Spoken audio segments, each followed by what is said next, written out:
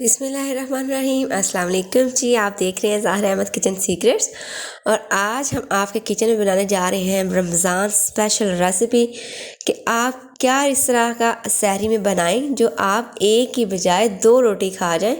यानी कि सहरी में होता है भूख बहुत कम लगती है, तो ऐसा कौन सा हमें सालन बनाना चाहिए, किस तरीके से हम उसको बनाएंगे कि आप जो है वो आसानी से और ज़्यादा रोटी खा सकें।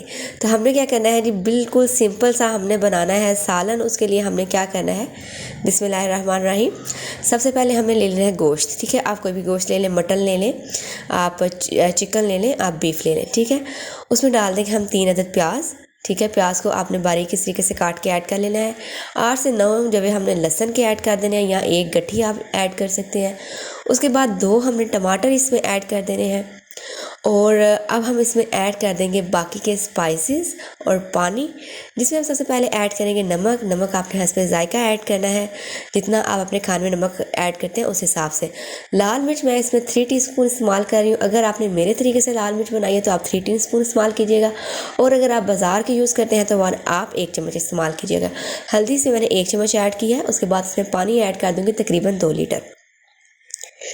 ठीक है, इसमें पानी ऐड करने के बाद हमने क्या करना है, इसका ढक्कन लगाना है और इसको हमने रख देना है चूल्हे पे। ठीक है, ये हम प्रेशर कुकर में बना रहे हैं अफ्तारी सहरी में, क्योंकि टाइम कम होता है, इसलिए ये हम तकरीबन 20 से 25 मिनट में रेडी कर लेंगे। जैसे ही इसकी सीटी हिलना स्टार्ट होगी आपने टाइम नोट कर लेना है, और आपने इसको 15 मिनट लगाने हैं। बीफ है 15 मिनट लगाइएगा।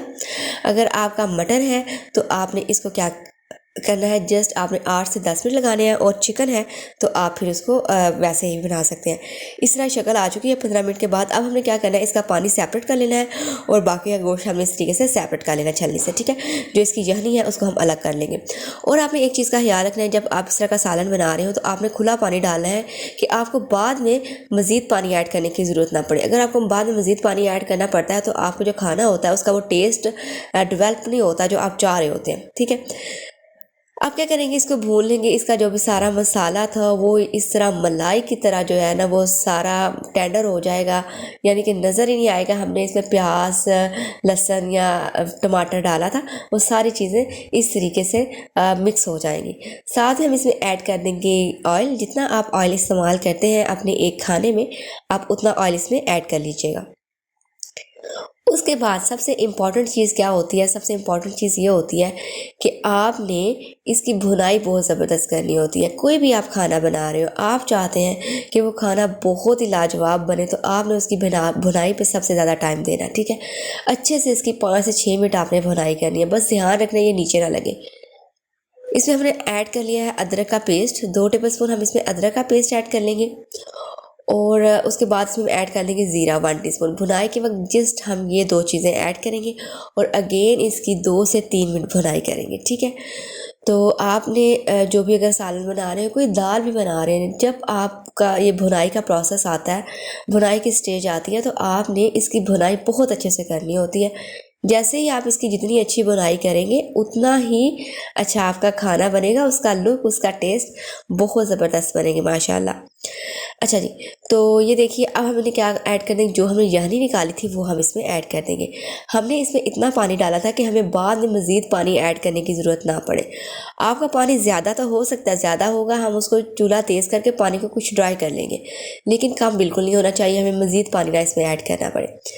ठीक है, अब क्या करेंगे, हम इसको रख देंगे बिल्कुल लो टू मीडियम फ्लेम पे, ताकि जो इसका ऑयल है, जो इसकी तरी तरकारी है, वो अच्छे से ऊपर आ जाए। ठीक है, और पानी तो ऑलरेडी ये पका हुआ है, ये स्टॉक पकी हुई है। अगर आप इसमें मज़ीद पानी ऐड करेंगे तो वो कच्चा पानी होगा, और उसको फिर आपको पकाने के लिए मज़ीद टाइम देना पड़ेगा। ठीक है, तो ये बहुत ज़बरदस्त सा इसका ऊपर आ चुका है तरकारी, इसको ऑयल ऊपर आ चुका है। अब हम इसमें धनिया ऐड कर देंगे। धनिया मैंने फ्रीज़ करके रखा हुआ था, तो वो मैंने इसमें ऐड कर दिया है।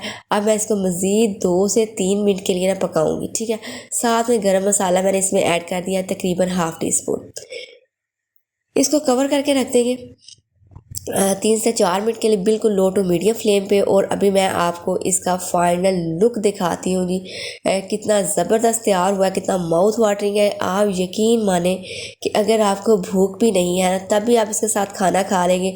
और अगर आप बहुत कम रोटी खाते हैं, सहरी में आपसे खाना नहीं खाया जाता, तो ऐसा सालन बनाएं लाइट सा शोरबे वाला, उससे आप एक की जगह 2 रोटी खा जाएंगे। तो आपने क्या करना है, चैनल को सब्सक्राइब नहीं किया हुआ तो जल्दी से चैनल को सब्सक्राइब कर लीजिए, और अगर कर लिया हुआ है तो आपका बहुत बहुत शुक्रिया। वीडियो अच्छी लगे तो लाइक कीजिए, अपने फीडबैक से लाजमी से आगाह कीजिएगा। इंशाअल्लाह नेक्स्ट वीडियो में हाजिर होंगे एक नई रेसिपी के साथ। तब तक रखिएगा अपना और अपने प्यारों का ढेर सारा ख्याल, और मुझे रखिएगा दुआ में याद। अल्लाह हाफ़िज़।